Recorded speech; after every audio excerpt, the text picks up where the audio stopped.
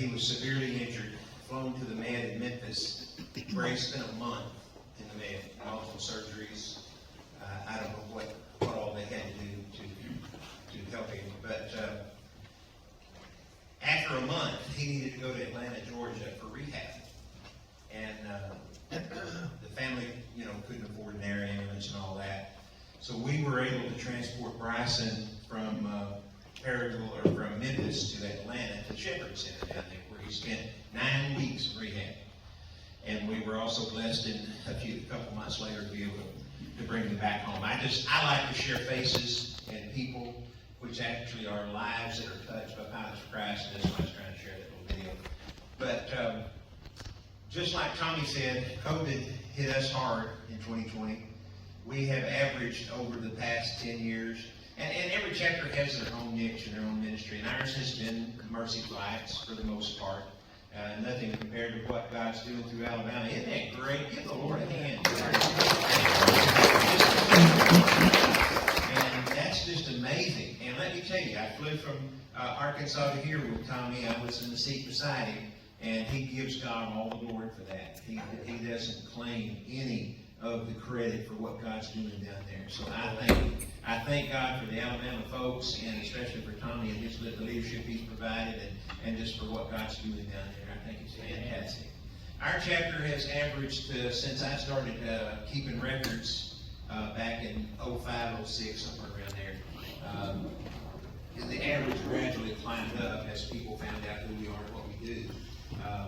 36 missions, I believe, over that time period. A year is what we've averaged, and with the high being 48 and the low was in that time was like 22. So God is using us. COVID shut us down, just like Tommy said, just flat out shut us down. We'd only done 3 or 4 missions that year when COVID came on full, and after that, nothing. Of course, the doctors weren't taking anything but emergency patients anyway, and so the whole country just, as you know, I'm not telling you anything you don't know. So 2020, we only did 13 missions. 2021, year-to-date so far, is still lower than our average, but it's starting gradually coming back up. We've done 15 so far with it, and we've been pleased and honored to help the Cincinnati chapter. I thought that Sesto was coming, but I haven't seen it here. But we've worked with them for little Gavin Tillman, who's the burn victim. We've made that trip a couple of times this year already. And he was burned when he was a little bitty guy. He has to go back and forth with skin grafts periodically as he grows. So our chapter, we've got, and I should have had my little spreadsheet up after writing up in a spreadsheet guy, and I don't have it on. But I believe we've got 48 active members in our chapter right now. And so we're blessed with a good, strong support. Our finances, God has blessed them. I want to brag on God a little bit. When COVID hit and shut us down, we kind of took advantage of that time. We had been putting back money for some time. We acquired the Cherokee 6 that the Heartland chapter used to own, 4793 Sierra. And shortly after we got it, we realized we had an oil leak, a fairly significant oil leak. And if you know anything about aircraft engines, the crankcase, the block, if you will, is in 2 halves. It splits apart. And right where it comes together, in the bottom, in the front, is where our oil leak was. And over the years, it continued to get worse. Well, we knew what that meant. The airplane, we talked to Fred, Hedrick, and other mechanics in our area, and they all, told us the same thing. There's only one way to fix it. You've got to tear the engine apart. And so we knew that was going to be an expensive endeavor. So we had been putting money back, for several years in preparation for the time when we would have to deal with this oil leak. Well, while COVID had us shut down, it seemed like the perfect time. We had some money in the bank. We prayed about it, went to one of our meetings and discussed it, and we decided to pull the trigger. We got some quotes. We got a quote. The best quote we got was from a local shop in Kennett, Missouri.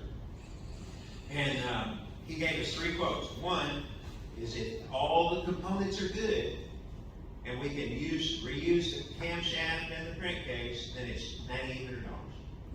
We had enough money for that.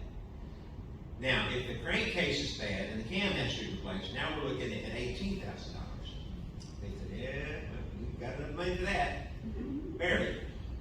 And then the third third scenario, if there's internal parts that are bad, you're looking at full-blown overhaul, $28,000.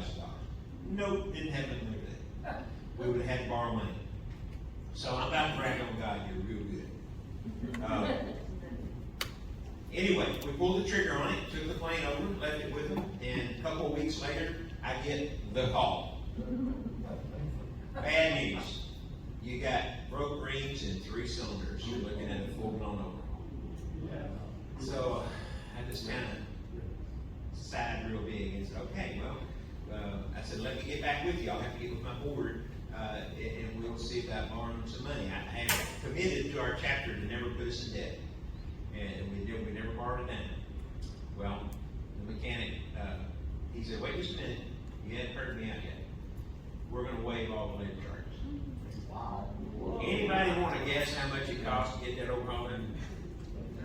$18,000.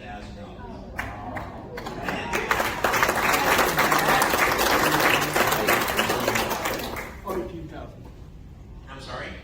18,000, yes. In the same meeting where we decided to, it might have been the next meeting after the overhaul, I think it was. We had said, well, we've got a brand new engine now, and the paint was getting kind of rough on the plane. We thought, well, sure it'd be nice if we could kind of get the paint freshened up a little.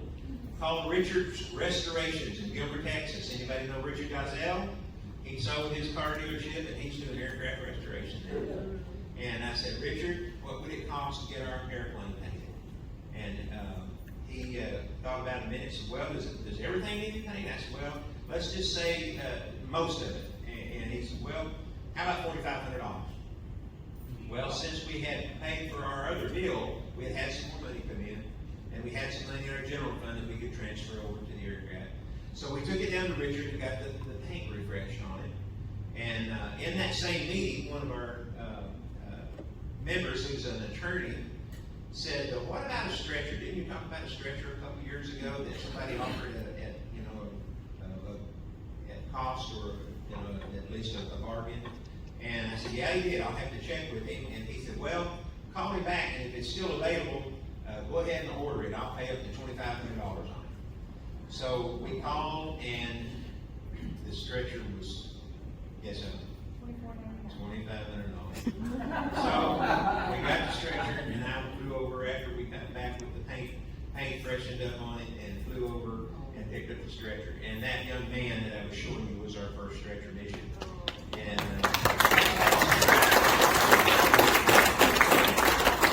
on a more serious note, not that that wasn't serious, but the man that was going to be standing here giving this report is our vice president. His name is Scott Watson. And Scott is in the hospital in Memphis, and he's desperately ill. He has a failing liver and kidney issues.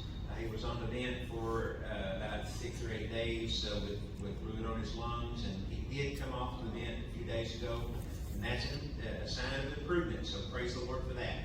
But Scott has some very, very serious health issues, and I would like for y'all to kind of remember him in your prayers. So if you've got a prayer list, jot down his name, Scott Watson, Vice President of the Arkansas Chapter. Thank y'all very much.